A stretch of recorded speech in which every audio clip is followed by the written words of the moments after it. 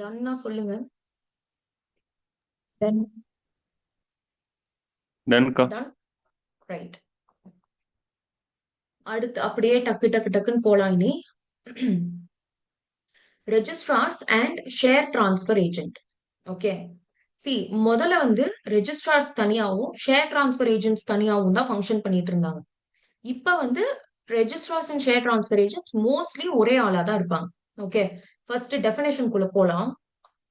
Registrar to an issue. Okay.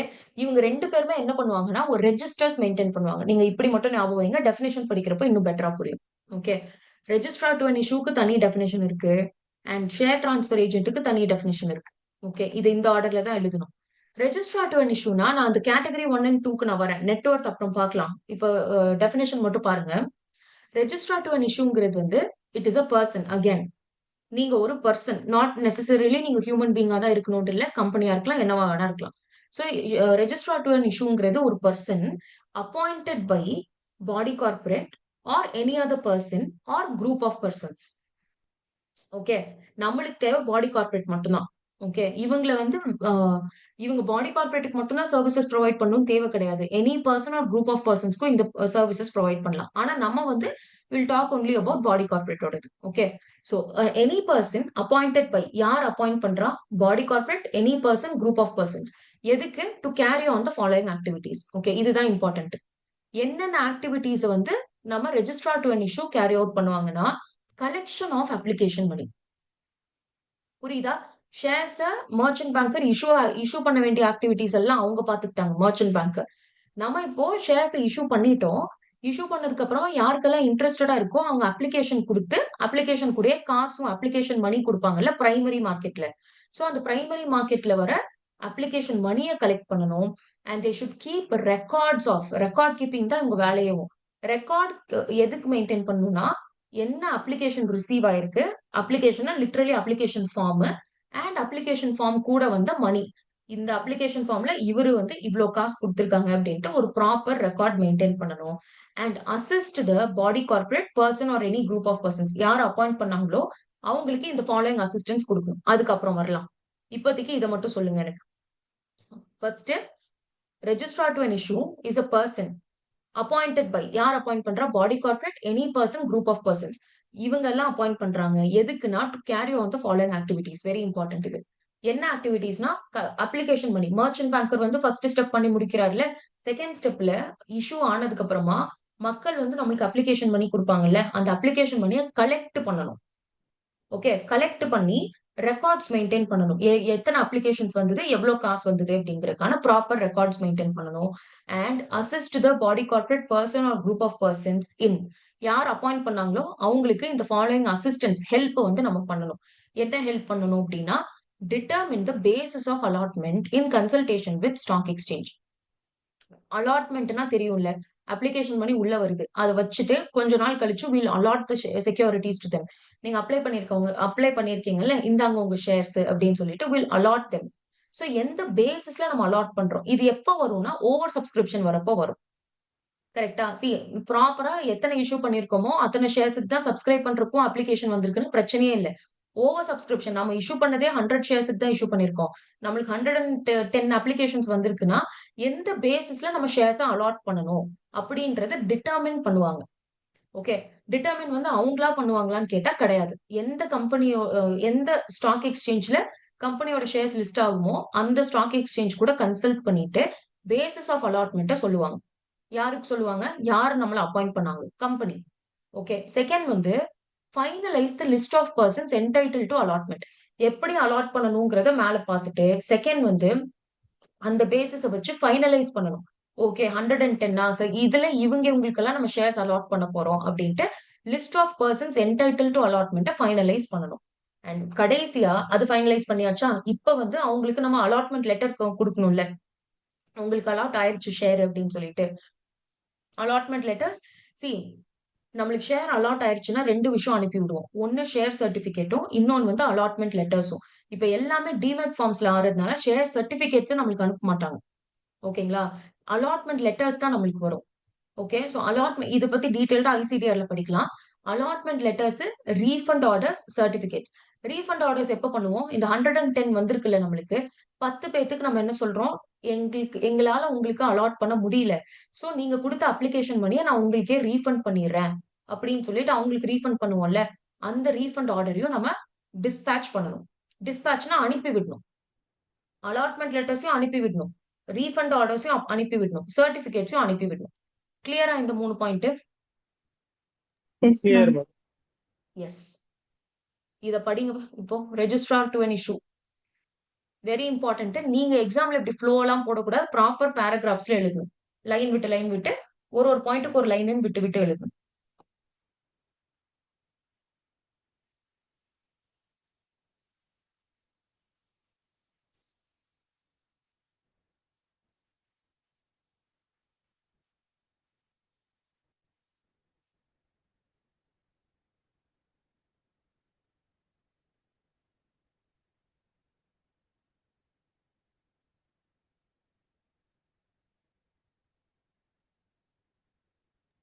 இந்த chart போட்டனால ஈஸியா இருக்கு மேம். அதுதான். யா, இந்த லெசனுக்கு ஹெல்ப் பண்ண போறதே இந்த சார்ட்ஸ் தான். சோ நம்ம அந்த ஜெனரல் ஆப்ளிகேஷன் தவிர will have charts for everything. இது கன்ஃபியூஸ் பண்ணிக்காதீங்க. இது ஏ பாயிண்ட், இது பி பாயிண்ட், இது சி பாயிண்ட். சி பாயிண்ட்ல கீழே வர சப்டிவிஷன்ஸ் இதெல்லாம்.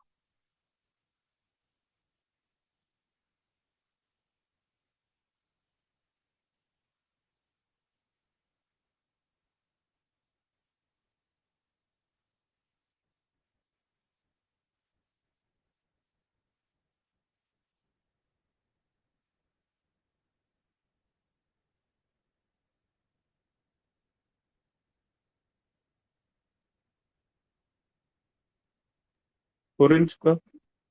டன். ரைட். சரி மேம். Very good. அடுத்து அப்படியே ஷேர் டிரான்ஸ்பர் ஏஜென்ட்டுக்கு வரலாம்.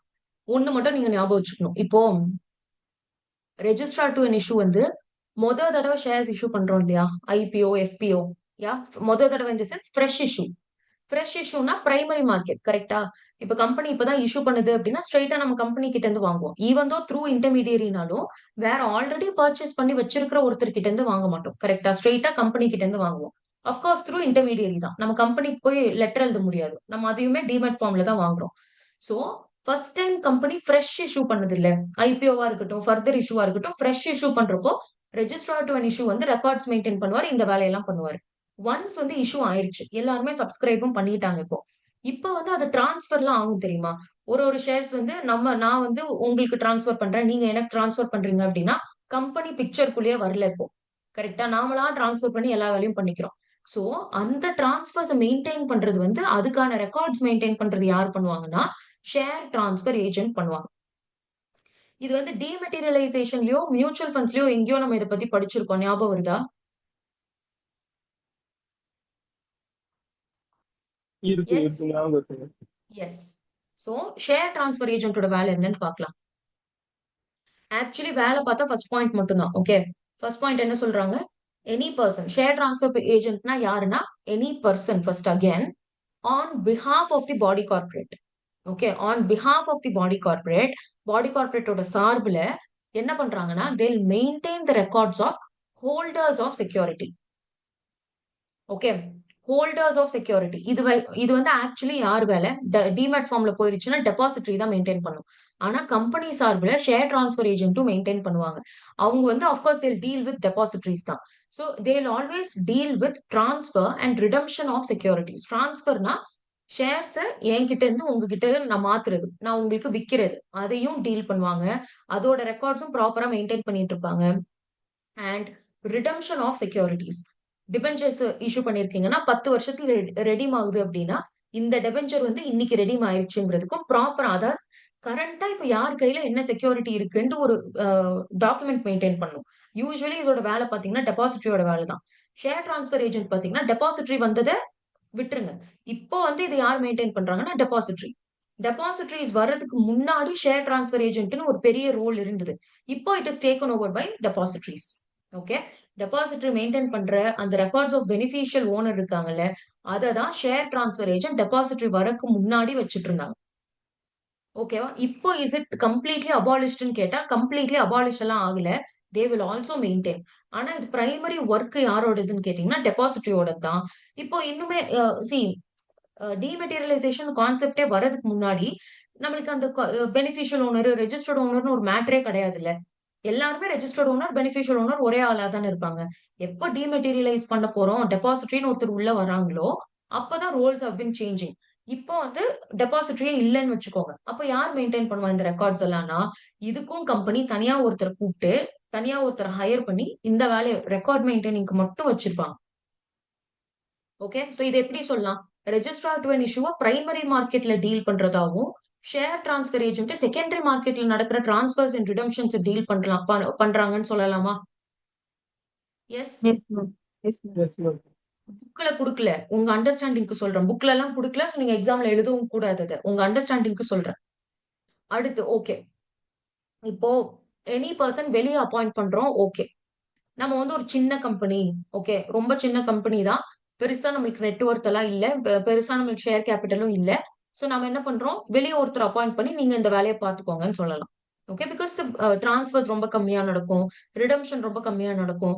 ஷேர் ஹோல்டர்ஸ் மாற மாட்டாங்க. அப்படியே தான் இருப்பாங்க. ஏன்னா சின்ன கம்பெனி நம்ம.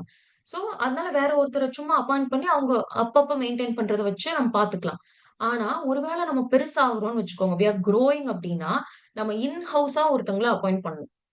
இன் ஹவுஸ்னா என்ன? கம்பெனிக்குள்ளாரயே ஒரு டிபார்ட்மென்ட்டோ, ஒரு டிவிஷனோ வந்து அப்பாயிண்ட் பண்ணணும். இதுக்குன்னே நம்ம வந்து அம் அது என்ன சொல்வாங்க?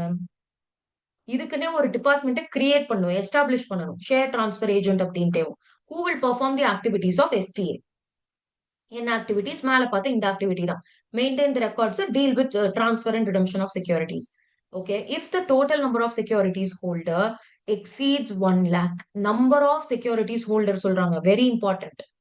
ஓகே. வேல்யூல சொல்லல. It is not the value. Value கிடையாது. நம்பர் 1,00,000 செக்யூரிட்டிஸ் ஹோல்டர தாண்டுறோம் அப்படின்னா, 1 லேக் பீப்பிள் விட ஜாஸ்தியா நம்ம கிட்ட செக்யூரிட்டிஸ் ஹோல்டர் இருக்காங்கன்னா, அப்ப வந்து ஷேர் டிரான்ஸ்ஃபர் ஏஜென்ட்ட தனி டிபார்ட்மெண்ட் ஒரு டிவிஷன் ஆஃப் பாடி கார்ப்பரேட்டா நம்ம வச்சுக்கணும். கிளியரா இது? Clear ma'am. ரீட் பண்ணுங்க பார்க்கலாம். Number important. வேல்யூ கிடையாது. திரும்ப திரும்ப சொல்றேன். ஏன்னா இங்க கண்டிப்பா கன்ஃபியூஸ் ஆகும்.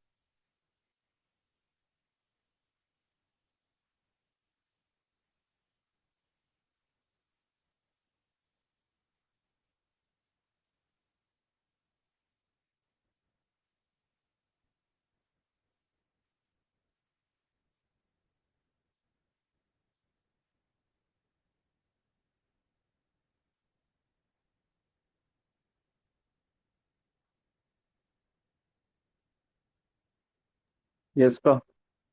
ரைட்? டன். இப்ப நீங்க செல்ஃப் ஸ்டடி பண்ணுவீங்க இல்லையா? அப்போ registrar to issue share transfer agent முடிஞ்சிருச்சா? அப்படியே நிறுத்திட்டு மறுபடியும் மர்ச்சன்ட் பேங்கர் படிங்க.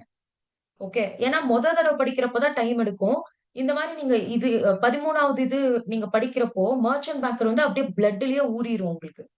ஓகேங்களா? 13வது இன்டர்மீடியரி படிக்கிறப்போ நீங்க திரும்ப திரும்ப திரும்ப ஃபர்ஸ்ட்ல இருந்து படிக்கிறீங்க இல்லையா? டைம் கன்சியூமிங் தான். ஆனா அவ்ளோ வொர்த் இந்த லெசன். அப்படியே 6 to 7 மார்க்ஸ் அப்படியே வாங்கிட்டு வரலாம். அந்த மாதிரி லெசன்ங்கிறதுனால இந்த எஃபோர்ட் போடுங்க. இப்ப ஷேர் டிரான்ஸ்ஃபர் ஏஜென்ட் முடிச்ச உடனே நீங்க படிக்கிறப்போ again start with merchant banker. Okay. மைண்ட்ல சொல்லி பாருங்க. படிக்காதீங்க. மைண்ட்ல சொல்லி பாருங்க. என்னென்ன இருக்குது, ரோல்ஸ் அண்ட் ரெஸ்பான்சிபிலிட்டிஸ் என்ன அப்படின்ட்டு ஒரு சார்ட் மாதிரி மைண்ட்ல போடுங்க. டன். ஓகே. இப்போ இவங்களோட ரோல்ஸ் அண்ட் ரெஸ்பான்சிபிலிட்டிஸ் வந்து கொஞ்சம் டிஃபரெண்ட். ஓகேங்களா? யார் இது? Registrar and share transfer agent. Okay. Wait. அதுக்கு முன்னாடி ஐ டெல் யூ சம்திங். ஒண்ணு விட்டுருந்தோம் தெரியுமா? Yeah, category 1, category 2. நம்ம புக்ல நல்லா தெளிவா கேட்டகரி 1, கேட்டகரி 2ன்னு மட்டும் சொல்லிட்டாங்க. 1ல என்ன வரும், 2ல என்ன வரும்னு சொல்லல. ஷார்ட்டா என்னன்னா 1ல இப்போ இப்போ இந்த பெர்சன் இருக்காங்கல்ல, இந்த பெர்சன் வந்து ரெஜிஸ்ட்ராராவும் நான் வேலை செய்றேன். ஷேர் டிரான்ஸ்ஃபர் ஏஜென்ட்டாவும் I'm taking up the role. Registrar to issue and share transfer agent 2மே ஒரே பெர்சனா இருக்காங்க அப்படின்னா, அவங்களுக்கு கேட்டகரி 1 ரெஜிஸ்ட்ரேஷன் குடுப்பாங்க. இல்ல நான் ஒண்ணு ரெஜிஸ்ட்ராரா மட்டும் இருக்கேன். இல்லன்னா ஷேர் டிரான்ஸ்ஃபரா மட்டும் இருக்கேன். ஷேர் டிரான்ஸ்ஃபர் ஏஜென்ட்டா மட்டும் தான் நான் ஃபங்ஷன் பண்ண போறேன் அப்படின்னா, அவங்கள கேட்டகரி 2 ஆர்டிஏன்னு சொல்லுவோம்.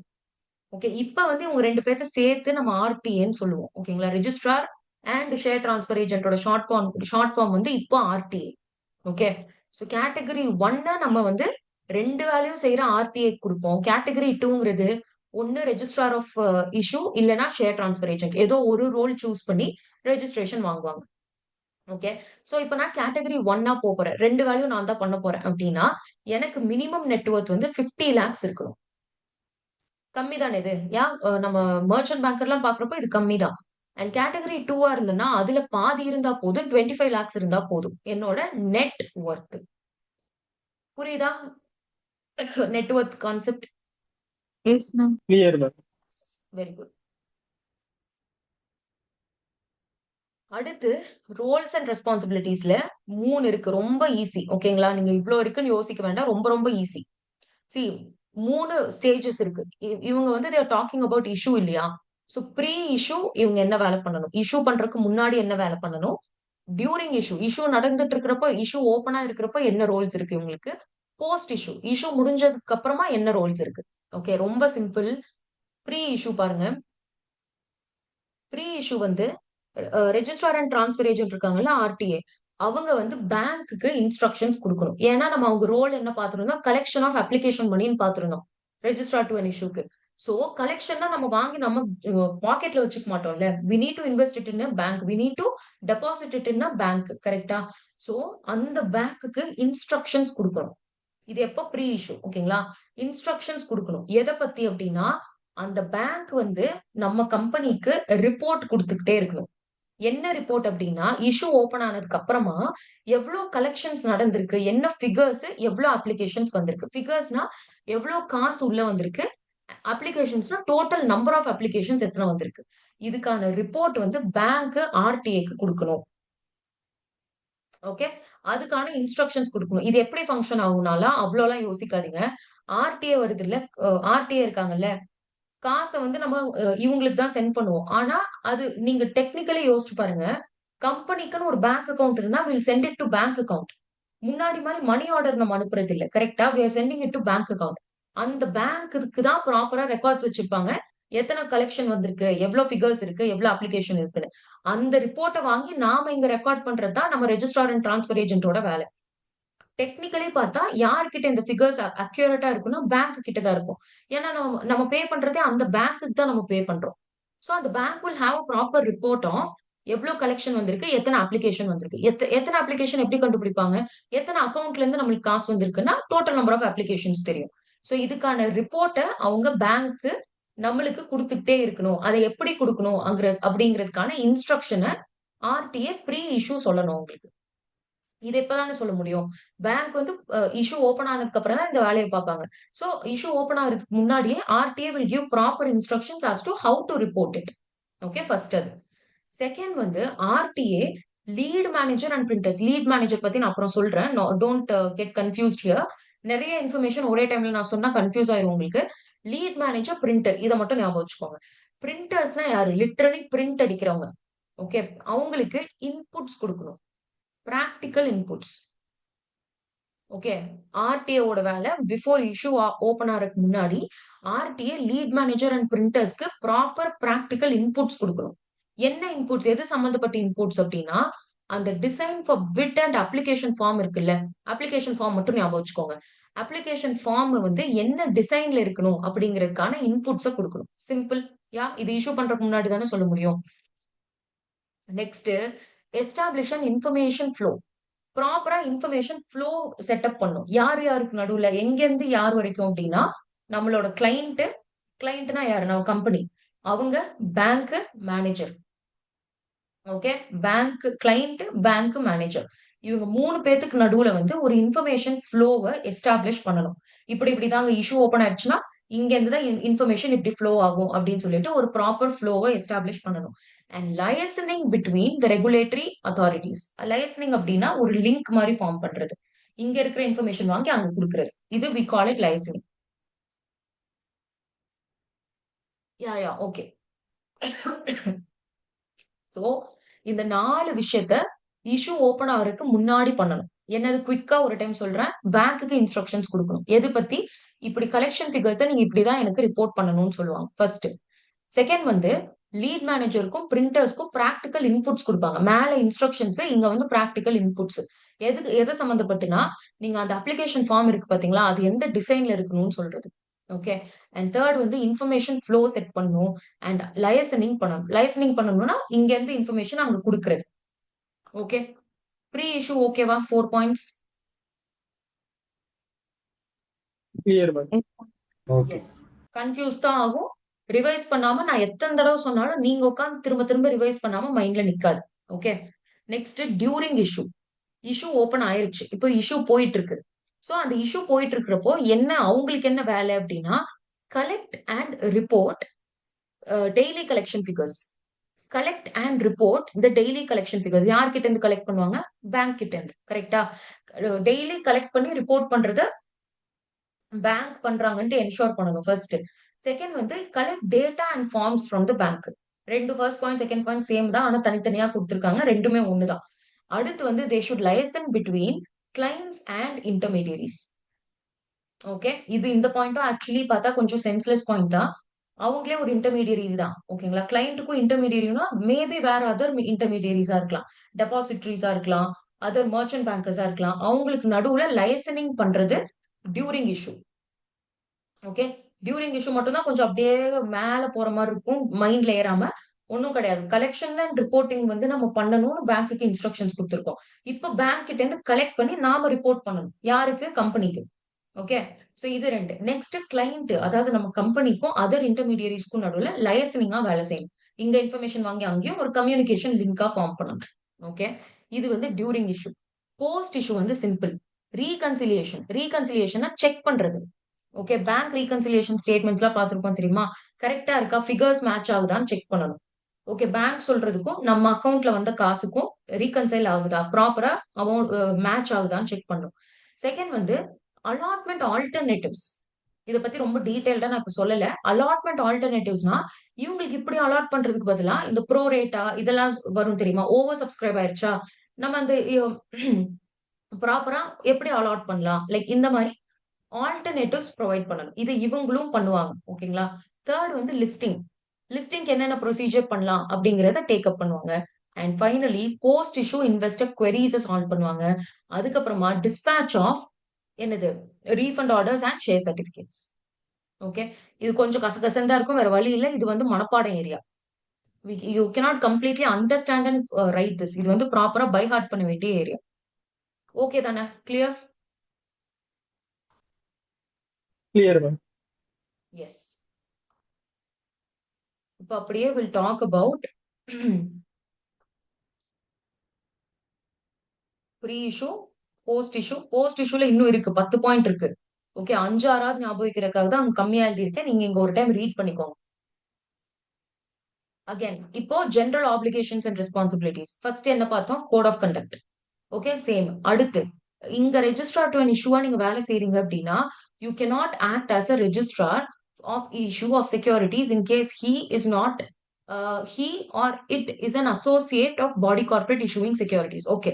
இப்போ ஒரு பாடி கார்ப்பரேட் தானே நம்மள அப்பாயிண்ட் பண்றாங்க. அந்த பாடி கார்ப்பரேட்டோட அசோசியேட்டா நம்ம இருக்கக்கூடாது. அசோசியேட்டட்னா